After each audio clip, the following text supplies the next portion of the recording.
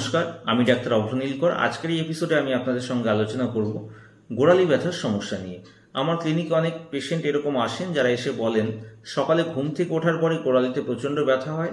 আপনারা যারা এই ভিডিওটা দেখছেন আপনাদের মধ্যেও কিন্তু এরকম অনেকেই আছেন যাদের সকালে ঘুম থেকে ওঠার পরই গোড়ালিতে প্রচণ্ড ব্যথা হয়।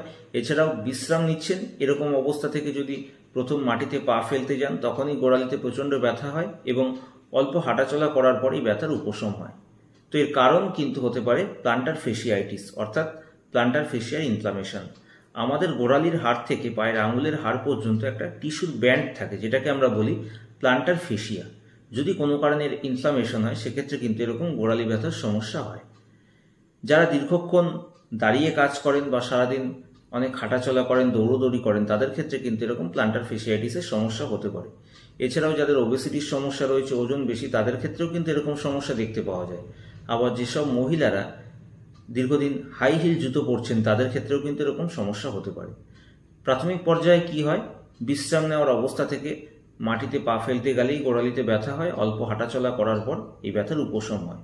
পরবর্তী পর্যায়ে দেখা যায় হাঁটাচলা করতে গেলেই গোড়ালিতে ব্যথা হচ্ছে এবং অ্যাডভান্স স্টেজে এটা এরকম পর্যায়ে গিয়ে দাঁড়ায় যে পুরো পায়ের তলায় ব্যথা হয় এবং পেশেন্টরা বলেন যে আমি ডাক্তারবাবু দাঁড়িয়েই থাকতে পারছি না, এতটা আমার কষ্ট হচ্ছে। তো এরকম প্লান্টার ফেসিয়াইটিসের যদি সমস্যা আপনাদের হয় সেক্ষেত্রে আমি আপনাদের বলবো আজকে একটি মাত্র হোমিওপ্যাথিক ওষুধের কথা, রাস্টক্স 200।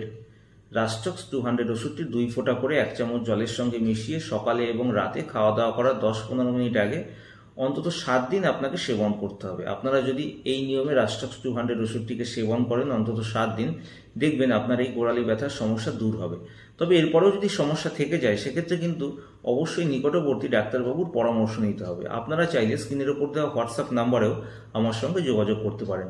তো আজকে আমি আপনাদের সঙ্গে আলোচনা করলাম গোড়ালি ব্যথার সমস্যা নিয়ে এবং এর হোমিওপ্যাথিক চিকিৎসা সম্পর্কেও আলোচনা করলাম। কেমন লাগলো আজকের এপিসোডটি অবশ্যই আমাকে কমেন্ট করে জানাবেন এবং ভিডিওটি যদি আপনাদের ভালো লাগে তাহলে অবশ্যই ভিডিওটিকে লাইক করবেন এবং শেয়ার করবেন। ধন্যবাদ।